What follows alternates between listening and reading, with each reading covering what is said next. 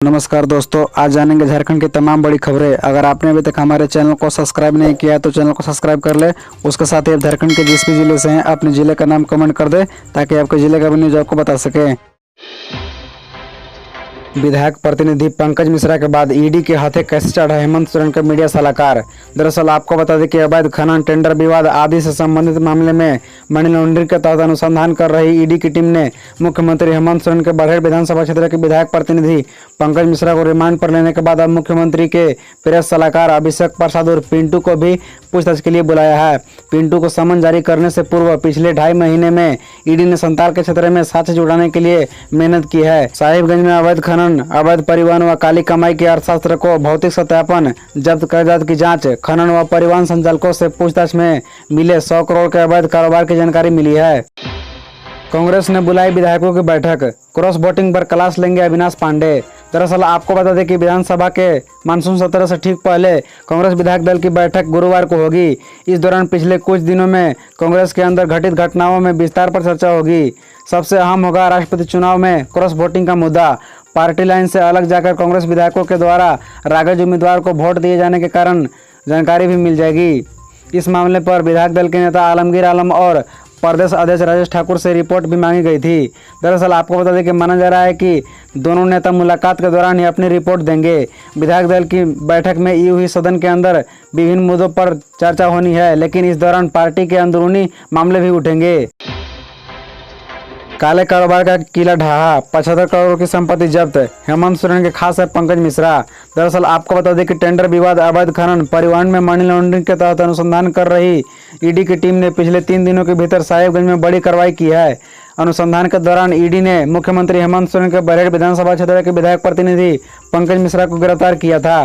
पंकज मिश्रा फिलहाल ईडी के रिमांड पर हैं, जिनसे पूछताछ जारी है। ईडी ने पंकज मिश्रा के इशारे पर गंगा नदी पर अवैध तरीके से जहाज का संचालन कर रहे राजेश यादव उर्फ दाहू यादव का एक मालवाहक जहाज जब्त किया गया, जिसकी कीमत करीब 30 करोड़ रुपए बताई जा रही है। इसके अलावा ईडी ने एक पंकज मिश्रा व उनके सहयोगियों करीब 45 लाख रुपए मूल्य का 37.5 लाख क्यूबिक फीट पत्थर भी जब्त किया है।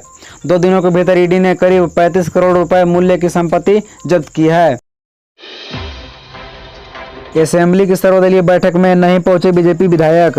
सीएलपी लीडर ने कहा कार्य मंत्रालय में होगी चर्चा। सुखाड़ पर भी 15 अगस्त तक हो सकती है घोषणा। झारखंड विधानसभा के 29 जुलाई से शुरू होने वाले मानसून सत्र के दौरान सदन की कार्यवाही सुचारू रूप से चलाने के लिए आज स्पीकर रविंद्रनाथ महतो के कक्ष में सर्वदलीय बैठक हुई।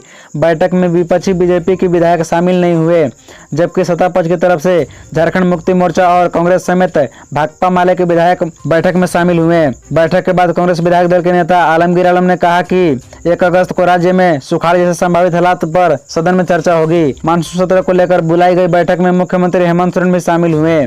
वहीं मानसून सत्र के दौरान सदस्यों के सवाल पर हर संभव जवाब देने के लिए विभागीय सचिव को खास तौर पर निर्देशित किया गया है।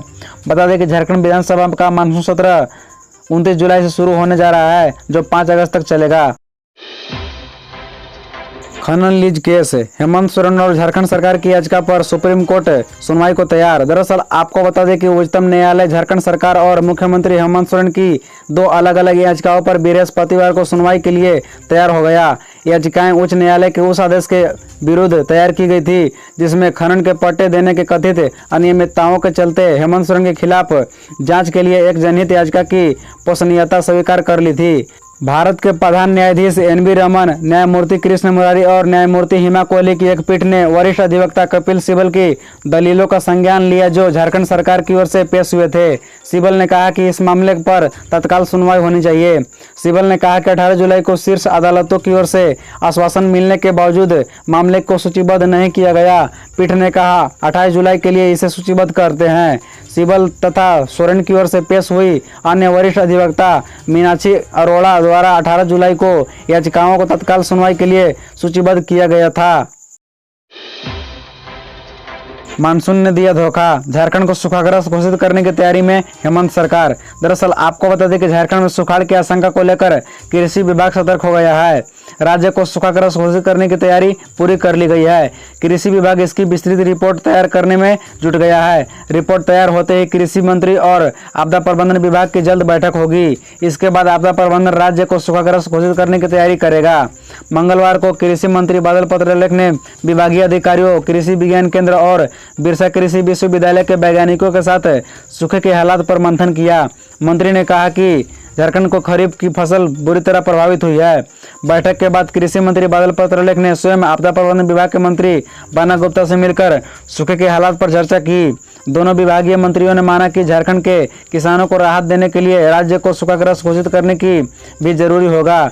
उसे जल्द ही आलम किया जाएगा। आपदा प्रबंधन मंत्री बन्ना गुप्ता ने कहा कि मानसून की बेरुखी से जो हालात बन रहे हैं उसमें राज्य को जल्द ही सूखाग्रस्त घोषित करने की कार्रवाई होगी।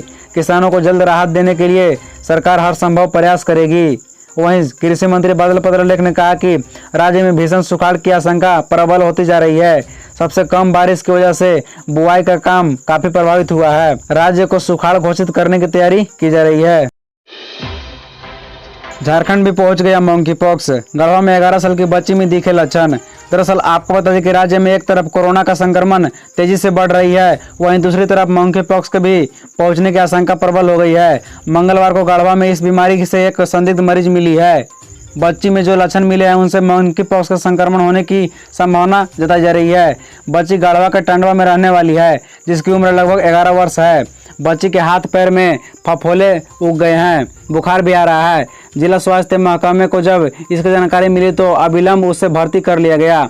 बच्ची को सदर अस्पताल गढ़वा परिसर में स्थित एनसीडी सेंटर में आइसोलेट कर उपचार किया जा रहा है। गढ़वा में मंकी पॉक्स संदिग्ध मिलने की सूचना मिलते ही साथ ही पूरा स्वास्थ्य महकमा अलर्ट मोड पर आ गया है। खबरों से जुड़े रहने के लिए चैनल को सब्सक्राइब, वीडियो को लाइक एवं एक दूसरे से शेयर जरूर करें। धन्यवाद।